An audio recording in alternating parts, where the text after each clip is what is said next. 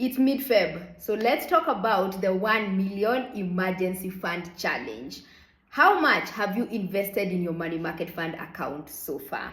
The beautiful thing is that in the last 30 days, I have helped around 120 people set up a money market fund account. So I'm very proud of you for taking action, because we are doing this 1 million emergency fund challenge by investing our money in a money market fund. Yes, ideally by the end of this month, you should have invested at least 166,666 shillings. Okay, remember in my previous video, in my January end month video, I said that you need to deposit at least 83,333,000 in order for you to end up with 1 million shillings at the end of the year. Remember, I also mentioned that if you cannot afford to save, or if you cannot afford to invest 83,333 per month, it's okay. Well, the Wealth Tribe is a shame-free community, right? So, and I said that join anyway. Even if you can't afford to invest 83,333 per month, join the challenge anyway. It's okay if you can only afford to deposit 2,000, 3,000, 5,000, 10,000, even 20,000, or whichever amount per month. Join the challenge anyway, because I said whichever amount of you can deposit. If, for example, you end the year with 200,000, right? For example, you end the year with 200,000. That is better than zero, right? That is better than doing nothing. That is better than not taking action. Also, 200,000 is closer to 1 million than zero is, right? So if you end up with 200,000, you'll be a step closer towards getting to the 1 million. You can always continue the challenge in 2025. What is the purpose of today's video? The purpose of today's video is for me to share what inspired the 1 million emergency fund challenge. I will show you what inspired this challenge. It is this, and this, and this, and these. These are the things that inspired this challenge, right? First of all, as you can see, people, you guys, you have been saving your money in piggy banks, in tins, in cartons, in mtungis, in water jerry cans, all manner of places. I have seen so many of these things. And first of all, I would like to commend you. If this is how you have been saving, I would like to commend you, because you are saving. You are better than somebody who's doing nothing. So first of all, congratulations. But I'm here to say that do not save that way. Please don't save that way. It is wrong. Why? I'll give you 5 reasons why it's wrong to save this way. Reason number 1, most likely this amount of money that you're putting in those cartons or those jerry cans or those mtungis or those piggy banks, it's changed from transactions, right? For example, you took a matatu and then you had 20 shillings extra in your pocket, and then you ran home and put that money in that jerry can with a lot of excitement. As much as that is exciting, the thing is, most likely you don't have a financial plan. Right? You don't have a financial plan, and you do not even have a goal of how much money you should have saved in that jerry can, right? So think of somebody who's making 100,000 per month, right? And this person has a financial plan where they, through budgeting, right, through having a proper budget, they've realized that they need 80,000 to cover their monthly expenses. And so this person has an extra 20,000 at the end of the month to put aside towards their savings and investment, right? So this person has a 20% savings plan, because 20,000 of 20,000 of 100,000 is 20%, right? So this person has a 20% savings plan, has a 20% savings rate. It's very awesome for you to have a plan and for you to have a savings rate, because, for example, if this same person gets promoted at work and then they now start earning and then they now start making 200,000, it means that if this person sticks with their 20% saving plan, then they have to upgrade how much money they are saving and investing per month to now 40,000, right? Because 20% of 200,000 is 40,000. So what is happening with this person is that as they're upgrading their lifestyle, they're upgrading their savings and investment. Okay, have a plan, have a budget, right? Number 2, the other thing is, this person again has no idea of how much money they intend to save in this jerry can, right? You have no goals. The question is, what is your financial goal?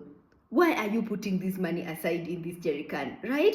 What is your target? It's very important to have clarity. And the reason why I insist on clarity is because I have seen a lot of people who, when you meet with them and tell them, hey, I'm going to buy a plot of land at X place, and then that person is like, hey, is that now the lucrative place where we are buying plots of land? And then that person is going to come and follow you and buy those plots of land without asking themselves, what is my goal with this plot of land? So that is the other problem with saving money in these jerrycans. Number 3, most of the time, and I saw this in December, right? So in December, there were so many people who are unleashing their jerrycans, their cartons, their jerrycans, their cartons, their mitungis, and then they're splitting them in order, and then they count how much money they saved over the year. Most of the time, most people save this amount of money for consumerism. So you work so hard to save this amount of money the whole year, and then you blow up this money within 2 weeks, and then you're back to the same cycle of not having savings or not having investments. So please have a plan. Number 4 of why it's very, very dangerous to save money in these things is most of you do not understand the concept of time value of money. Time value of money, right? And this means that 1,000 shillings, the 1,000 shillings, right, you invested or you put aside in January, that 1,000 shillings, due to the concept of inflation, right, the rising cost of living, we all understand, right, the change in the rising cost of living. If you saved 1,000 shillings in that jerrycan in January, that 1,000 shillings is not going to be worth 1,000 shillings in December because of inflation, right?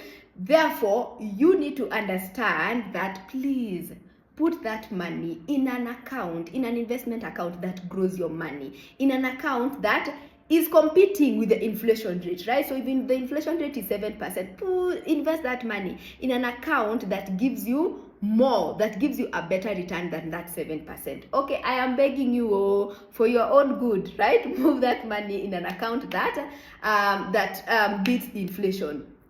Another reason, in the same concept of time value for money, when you invest your money in these jerrycans, in these cartons, the problem is you're not taking advantage of the power of compounding. And what is the power of compounding? For example, if you put that 1,000 shillings in a money market fund instead of that carton or that jerrycan, a money market fund earns you interest every day. Yes, a money market fund, that's 1,000 shillings. If, for example, the interest rate or the return for a money market fund is 12%, what the money market fund manager is going to do, they're going to do that 12% divided by 365 days, and every day they're going to do the math of how much interest will this person earn every day based on 12 divided by 365 days, okay, in order for them to determine what is the interest rate per day.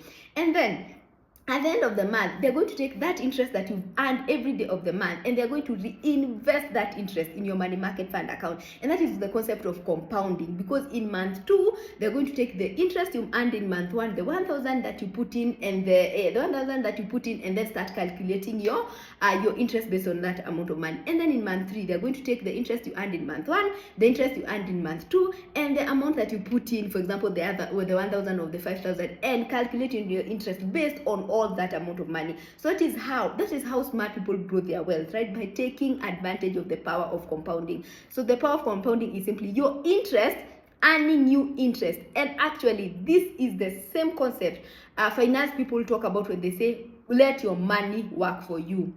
I repeat, let your money work for you.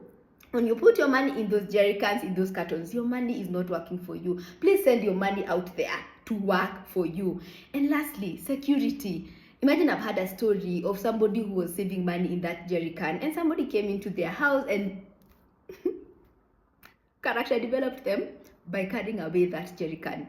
Invest your money in an investment account such as a money market fund, where you're guaranteed of the security of your money, or you're guaranteed of the preservation of your capital, when you're guaranteed of the magic of compounding interest. Okay, so by now, by the end of Feb, you should have invested, say it with me, 166,666. Okay, see you at end month. You can DM me how much you've saved or invested so far in that money market fund account I helped you create. Okay, bye bye, and I wish you well.